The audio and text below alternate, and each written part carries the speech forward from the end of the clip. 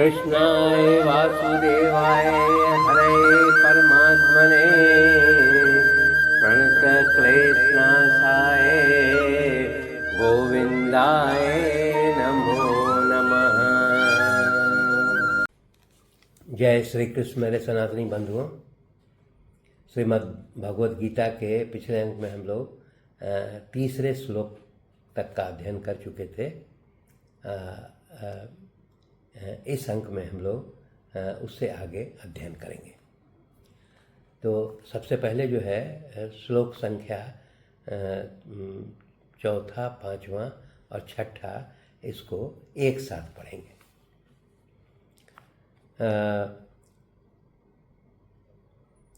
दुर्योधन जो है वो बता रहा है द्रोणाचार्य को, मतलब पांडवों की जो सेना है उसके बारे में दुर्योधन जो है वो द्रोणाचार्य को बता रहा है। वो बता रहा है कि इस सेना में बड़े बड़े धनुष वालों तथा युद्ध में भीम और अर्जुन के समान सूरवीर सात्यकी और विराट तथा महारथी राजा द्रुपद, धृष्टकेतु, चेकितान तथा बलवान कशीराज, पुरुजित, कुंती भोज और मनुष्यों में श्रेष्ठ शैव्य, पराक्रमी युधामन्यु तथा बलवान उत्तमौजा सुभद्रा पुत्र अभिमन्यु एवं द्रौपदी के पांचों पुत्र, ये सभी महारथी हैं। अर्थात इसको दुर्योधन जो है द्रोणाचार्य को पांडवों के सेना में जो महारथी है उनके नाम लेकर के वो बता रहा है। अब हम लोग इसको जो जितने भी नाम दिए गए हैं उनके बारे में थोड़ी जानकारी प्राप्त करते हैं। तो सबसे पहले एक नाम आया है सात्यकी का। वो अर्जुन का शिष्य था और उसका नाम योधान भी उसको कहा जाता था और यह यादव वंशीय राजा सिनी का पौत्र था। यहाँ पर यह दिया गया है कि वो महाभारत युद्ध में इसकी मृत्यु नहीं हुई थी, बल्कि बाद में यादवों के बीच में जो युद्ध हुआ था उसमें इसकी मृत्यु हुई थी। अर्थात सात्यकी की मृत्यु वो महाभारत के दौरान नहीं हुई थी। इसके पश्चात जो है वो विराट जो है वो उनका नाम आता है। तो विराट जो है वो मत्स्य देश के राजा थे और पांडवों ने जो एकांतवास जो व्यतीत किया था वो इसी विराट राजा के यहाँ छिप करके एकांतवास बिताया था और इन्हीं की पुत्री जिसका नाम उत्तरा था उसका विवाह जो है वो अर्जुन के पुत्र अभिमन्यु के साथ हुआ था। इसके पश्चात जो है फिर द्रुपद के बारे में फिर हम लोग जान लें। द्रुपद जो है वो पांचाल देश के राजा थे। उनके पिता का नाम पृषत था और यहाँ पर थोड़ा सा संक्षेप विवरण हम लोग जान लें कि राजा पृषत जो है वो और भारद्वाज मुनि, ये दोनों बचपन के मित्र थे। पृषत राजा थे और भारद्वाज जो है वो मुनि थे। तो द्रुपद जो कि पृषत के पुत्र थे और द्रोणाचार्य जो है वो भारद्वाज के पुत्र थे। तो दोनों जो है चूँकि द्रुपद जो है वो द्रोणाचार्य के आश्रम में आकर के अध्ययन करते थे, इसलिए द्रुपद और द्रोणाचार्य में वो बचपन की मित्रता हो गई थी। परंतु जब राजा पृषत की मृत्यु हो जाती है तो द्रुपद जो है वो राजा बनते हैं। तब जब द्रोणाचार्य जब उन्हें धन की कमी हो रही थी और वो गरीबी की अवस्था में थे तो कुछ अपने राजा द्रुपद को अपना मित्र मानते हुए उनके पास जाते हैं परंतु राजा द्रुपद जो है वो द्रोणाचार्य को बहुत अपमानित करते हैं, और इसी के कारण फिर जो है वो यहाँ पर दिया गया है कि फिर वो द्रुपद जो है वो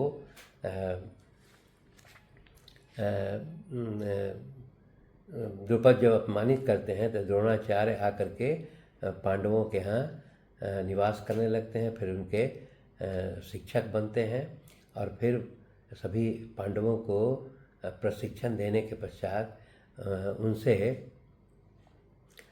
गुरु दक्षिणा मांगते हैं कि वो द्रुपद को बंदी बना करके ले आएँ। अर्जुन उनको बंदी बना करके लाते हैं, और फिर द्रोणाचार्य जो है वो द्रुपद के आधा राज मतलब गंगा के उत्तरी भाग का जो राज्य है वो अपने नियंत्रण में कर लेते हैं।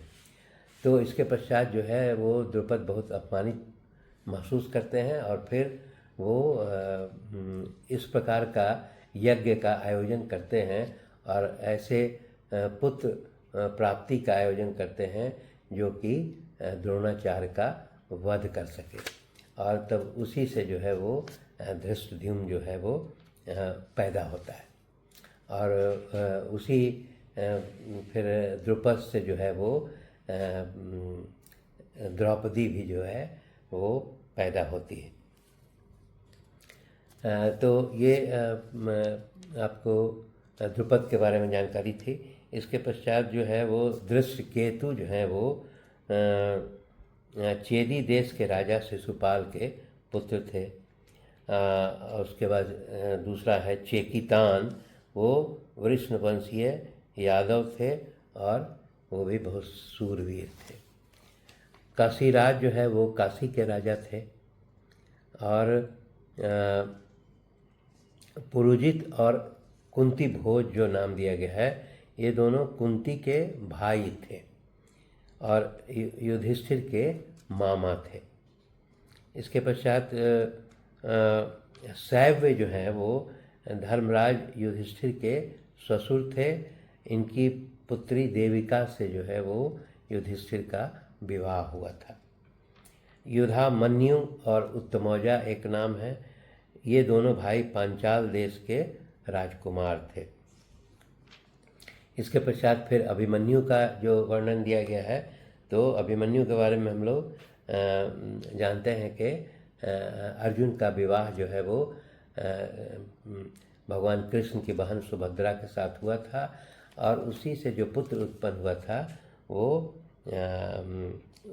अभिमन्यु हुआ था, और उसका विवाह जो है वो राजा विराट की कन्या उत्तरा के साथ हुआ गया था। और वो अभिमन्यु जो है वो चक्रव्यूह भेदने की कला जानता था, परंतु क्योंकि वो चक्रव्यूह से वापस लौटना नहीं जानता था, इसीलिए जो है वो महाभारत युद्ध के समय में चक्रव्यूह में प्रवेश कर जाता है, परंतु बाहर नहीं निकलने के कारण, और फिर जो है उसको 6 महारथी जो द्रोण, कृपाचार्य, कर्ण, अश्वत्थामा, बृहद्बल और कृतवर्मा, ये 6 मिलकर के अभिमन्यु का वध कर देते हैं। इसके पश्चात फिर जो पांडव के पुत्रगण जो थे, द्रौपदी के गर्भ से जो 5 पांडव से पुत्र उत्पन्न हुए थे, उनका भी नाम वो लेता है। वो नाम थे प्रतिबिंध, श्रुतसोम, श्रुतकर्मा, शतानिक और श्रुतसेन। ये क्रमशः जो है वो युधिष्ठिर, भीमसेन, अर्जुन, नकुल और सहदेव से जो है वो द्रौपदी को पुत्र प्राप्त हुए थे। इसके बाद जो है ये 7वां श्लोक हम लोग अध्ययन करते हैं। 7वां श्लोक में वो फिर दुर्योधन जो है वो द्रोणाचार्य से कह रहा है, हे ब्राह्मण श्रेष्ठ, अपने पक्ष में भी जो प्रधान हैं उनको भी आप समझ लीजिए। आपकी जानकारी के लिए मेरी सेना में जो जो सेनापति हैं उनको मैं बताता हूँ। वो आगे फिर 8वें श्लोक में वो बताएगा। यहाँ पर कहने का मतलब है कि वो पांडवों के सेना में जो महारथी हैं उनका जब विवरण देता है तो वो कहता है कि हम लोग के सेना में भी बहुत बड़े बड़े महारथी हैं, उनको भी आपको जानना चाहिए। वो ये बताना चाहता है कि हमारे कौरवों में भी महारथी और शूरवीरों की कमी नहीं है। तो इसके पश्चात फिर 8वां श्लोक हम लोग पढ़ते हैं। आप द्रोणाचार्य, पितामह भीष्म तथा कर्ण और संग्राम विजयी कृपाचार्य तथा वैसे ही अश्वत्थामा, विकर्ण और सोमदत्त के पुत्र भूरिश्रवा। अर्थात ये कौरव में जो जो महारथी है उनका नाम जो है वो दुर्योधन लेता है। तो सबसे पहले जो है वो द्रोणाचार्य का ही नाम लेता है, उन्हीं का। तो यहाँ पर द्रोणाचार्य के बारे में थोड़ा जान लें। द्रोणाचार्य जो है वो महर्षि भारद्वाज के पुत्र थे और उनका जन्म जो है वो महर्षि के वीर से और द्रोण में हुआ था, मतलब वो कुंड में हुआ था, इसलिए इनका नाम द्रोणाचार्य पड़ा था। और इन्होंने जो है महर्षि अग्निवेश से और परशुराम जी से भी बहुत सारे अस्त्र शस्त्र का ज्ञान प्राप्त किया था। द्रोणाचार्य का विवाह जो है वो महर्षि शार्दूल की पुत्री कृपि से हुआ था और इसी द्रोणाचार्य और कृपि से जो पुत्र उत्पन्न हुआ था उसका नाम अश्वत्थामा था। पहले हम लोग अध्ययन कर चुके हैं कि ये द्रोणाचार्य जो है वो द्रुपद के बाल सखा थे और उन्होंने फिर वो चूँकि द्रुपद को अपमानित किया था, इसीलिए जो है द्रुपद ने यज्ञ करके और वो धृष्टद्युम्न नाम का पुत्र और द्रौपदी नाम का की पुत्री जो है वो यज्ञ के माध्यम से उन्होंने प्राप्त किया था। इसके पश्चात जो है वो भीष्म के बारे में हम लोग जान लें। तो भीष्म के बारे में जैसा हमको ज्ञात है ये शांतनु के पुत्र थे और शांतनु और गंगा के पत्नी के रूप में इन्होंने प्राप्त किया था, उसी से शांतनु का जन्म हुआ था। भीष्म का जन्म हुआ था। बचपन में इनका नाम जो है वो देवव्रत था। भीष्म पितामह जो है वो मूल रूप से जो 8 वसु होते हैं उसमें एक ध्यव नाम के वसु थे, उसी के अवतार थे। देवव्रत ने जो है वो अपने पिता शांतनु का विवाह जो है वो सत्यवती नामक स्त्री से कराने के उद्देश्य से जो है आजीवन अविवाहित और ब्रह्मचर्य के पालन का जो है वो प्रतिज्ञा की थी, इसीलिए उनका नाम जो है वो भीष्म पितामह रखा गया था। भीष्म पितामह के इस प्रतिज्ञा से चूँकि उन्होंने पिताजी के विवाह के सफल होने के लिए अपना पूरा जीवन ब्रह्मचर्य रहने की प्रतिज्ञा की थी, इसके कारण जो है वो उनके पिता बहुत प्रसन्न होकर के उन्हें इच्छा मृत्यु का वरदान भी दे दिए थे। यहाँ पर भीष्म पितामह के बारे में ये भी जानकारी है कि उन्होंने महाभारत युद्ध में ये प्रतिज्ञा की थी कि वो 5 पांडवों को तो नहीं मारेंगे, लेकिन प्रत्येक दिन वे 10,000 योद्धाओं को मारते थे। इसी प्रकार जो है कर्ण जो है वो कुंती के पुत्र थे, जो सूर्य देव के प्रभाव से उत्पन्न हुए थे और वो कवच कुंडल के साथ उत्पन्न हुए थे और बहुत दानवीर थे, इसलिए उनको दानवीर कर्ण भी कहा जाता है। दुर्योधन ने उन्हें अंग देश का राजा भी बना दिया था, और इसीलिए वो कर्ण हमेशा जो है वो दुर्योधन के पक्ष में रहे। यहाँ पर द्रोणाचार्य जो है वो हम लोगों ने अध्ययन किया कि द्रोणाचार्य जो है वो भीष्म पितामह के मृत्युशैया पर लेटने के पश्चात 10 दिन के बाद 5 दिनों तक जो है द्रोणाचार्य ने कौरवों की सेना का सेनापतित्व किया था, और फिर वो 5 दिन के पश्चात उनकी मृत्यु हुई थी। अब इसके पश्चात फिर कृपाचार्य का भी जो नाम का विवरण आ रहा है, तो कृपाचार्य जो है वो गौतम वंशीय महर्षि शारद्वान के पुत्र थे, और वो इनका जो है वो लालन पालन इनके शारद्वान के एक पुत्र और पुत्री थी, जिसका वो कृपाचार्य और कृपी नाम था। इन दोनों का लालन पालन जो है वो शांतनु के यहाँ ही हुआ था, इसीलिए इनका नाम कृपाचार्य और कृपी पड़ा था। और उसी कृपाचार्य जो है वो इनके पांडवों के कौरवों के जो है वो गुरु भी थे।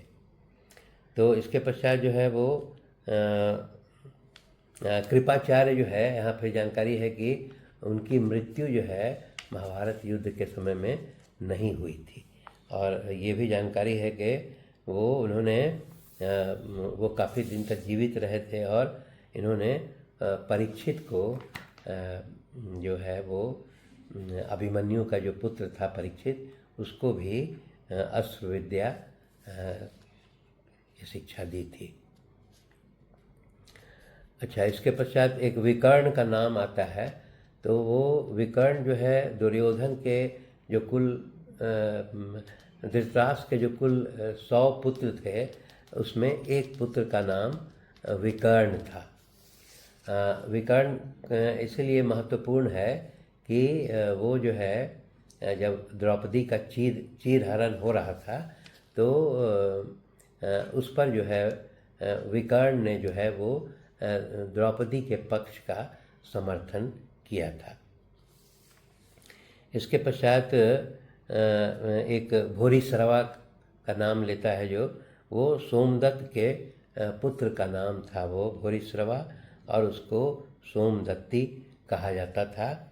ये शांतनु के बड़े भाई बाहलिक के पौत्र थे। तो इस प्रकार हम लोगों ने ये देखा कि